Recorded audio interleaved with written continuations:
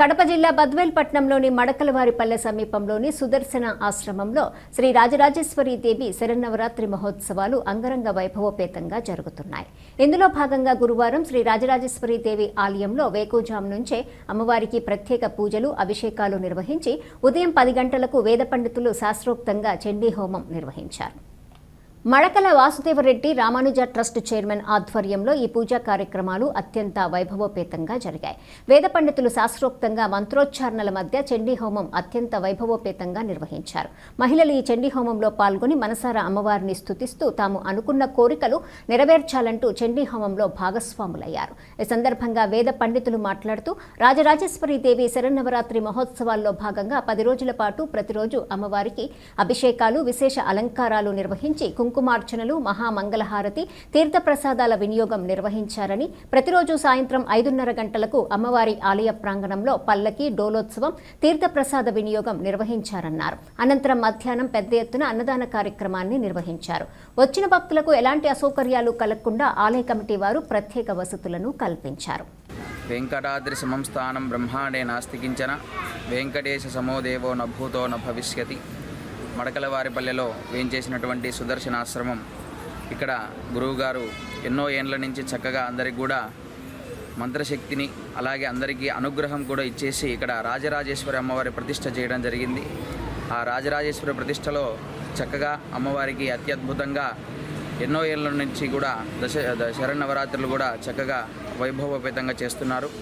అలాగే ఇప్పుడు కూడా ఈ సంవత్సరం కూడా 10 సంవత్సరాల తర్వాత 11 రోజుల దసరా శరన్నవరాత్రులు వచ్చాయి.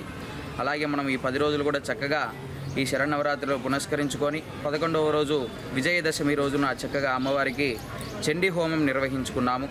ఇప్పుడు స్వామివారికి గణపతి పూజ, ఉదయాన్నే అమ్మవారికి అభిషేకం, అలాగే అలంకారాలు, ఇప్పుడు చండీ హోమం, సాయంత్రం సింహవాహనం, అలాగే శమీ పూజ, శమీ దర్శనం అలాగే చక్కగా వైభవోపేతంగా చక్కగా జరుగుతుంది. నృత్యాలతో, నాట్యాలతో చక్కగా అమ్మవారు మాడవీధుల్లో అలాగే ఈ ఆలయ ప్రాంగణంలో వీక్షిస్తుంది. కాబట్టి అందరూ కూడా విచ్చేసి చక్కగా రాజరాజేశ్వరి అమ్మవారి కృపకు పాత్రలు కావాల్సిందిగా కోరుచున్నాం. జై శ్రీమన్నారాయణ. ఈ పూర్ణాహుతి హోమం వల్ల ఎలాంటి లాభాలు కలుగుతాయి? ఈ 10 రోజులు కూడా చక్కగా చేసినటువంటి శరన్నవరాత్రులు, ఈ 10 రోజులు ఒక ఎత్తు అయితే ఈరోజు మహాచండీ హోమం. ఈ 10 రోజులు కూడా మనం చేసినటువంటి పూజలన్నీ ఏవైతే ఉన్నాయో ఈ ఆహుతి అమ్మవారికి చేర్చేటువంటి పూర్ణాహుతి.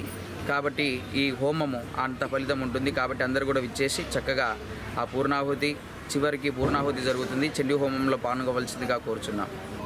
సర్వస్వరూపే సర్వేషే సర్వశక్తి సమన్వితే భయేభ్య త్రాహిణో దేవి దుర్గేదేవి నమోస్తుతే అన్నట్టుగా ఈ 9 రోజుల పాటు మనం శరన్నవరాత్రుల్లో భాగంగా సర్వస్వరూపే సర్వేషే అన్నట్టుగా అన్ని రూపాలు, అమ్మవారి రూపాలన్నీ కూడా ఆవిడే.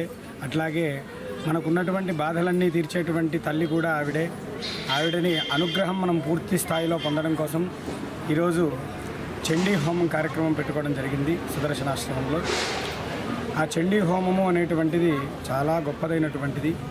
అందులో 12వ అధ్యాయంలో సాక్షాత్తుగా అమ్మవారే చెప్పారు, ఎత్రైతత్ పఠ్యతే సమ్యక్ నిత్యమారతనే మమ సదానతద్ విమోక్షామి సాన్నిధ్యం తత్రమే స్థితం అని చెప్పి, ఎక్కడైతే ఈ చండీ పారాయణం, చండీ హోమం సశాస్త్రీయంగా, శాస్త్రోక్తంగా ఎక్కడైతే జరుగుతుందో నేను అందరికీ మాటిస్తున్నాను, నేను అక్కడికే వచ్చి ఉంటాను, అక్కడి నుండి నేను వెళ్ళను అని చెప్పి అమ్మవారు చెప్పినటువంటి మాట. ఆ విధంగా అటువంటి అమ్మవారి యొక్క అనుగ్రహం పొందడం కోసంగా ఈరోజు చాలా వైభవమైనటువంటి ఆ చండీ హోమాన్ని మనం అమ్మవారి అనుగ్రహం పొందడం కోసం ఈరోజు ఇక్కడ మన ఆశ్రమంలో చేసుకోవడం జరుగుతుంది. కాబట్టి భక్తాదులందరూ కూడా ఈ హోమంలో పాల్గొని అందరికీ కూడా శుభం చేకూరాలి, అమ్మవారి యొక్క అనుగ్రహం కలగాలి అని చెప్పి ఈ మహా అద్భుతమైనటువంటి చండీ హోమాన్ని మనం ఇక్కడ చేసుకోవడం జరుగుతుంది. ఓం స్వస్తి.